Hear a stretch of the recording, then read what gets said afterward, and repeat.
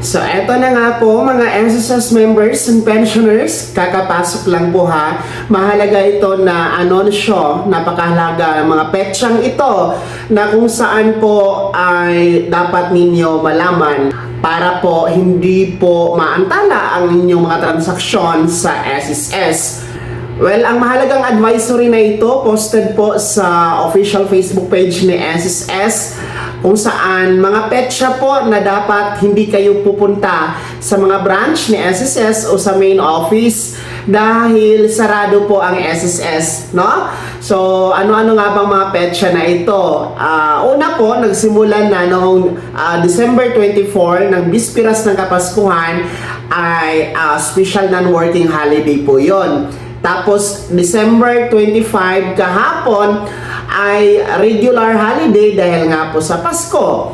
Tapos, ngayong araw naman po, December 26, 2025, ay operating po yung mga branch ni SSS. Kumbaga, meron pong bukas na SSS branch, pati yung main po natin, no, ng SSS ay bukas po. No, sa araw na ito, December 26. Tapos bukas, Sabado kasi, December 27, then December 28 is Linggo, wala talagang pasok ang SSS kung weekend. And take note, December 29, ngayong Lunes mga ka-vlogs ay diniklara po yan ni Pangulong Bongbong Marcos na walang pasok sa gobyerno under the proclamation number 111. So, work suspension po ang December 29. Ang December 30 po is tawag nito, that is regular holiday, no, dahil Rizal Day po yan o kaarawan ni Dr. Jose Rizal. Tapos December 31 is special non-working holiday dahil nga po bispiras ng bagong taon. January 1, 2026 regular holiday dahil yan po ay bagong taon mga ka-vlogs. Tapos yung January 2, araw ng Biyernes ay work suspension din po yan dahil kasama po yan sa diniklara ng proclamation number 111 ni Pangulong Marcos na walang pasok ang gobyerno.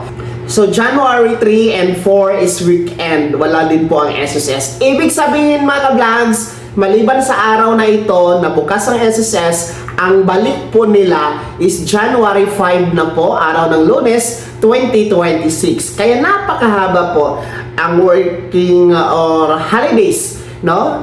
Simulan na nga po yan mga ka-vlogs bukas, no? And sa mga gusto pang humabol na bumisita sa branch ni SSS ngayon, pwede pa naman kasi until 5 pa naman, no? Lalo-lalo pa yung mga gusto magpa-acop, no?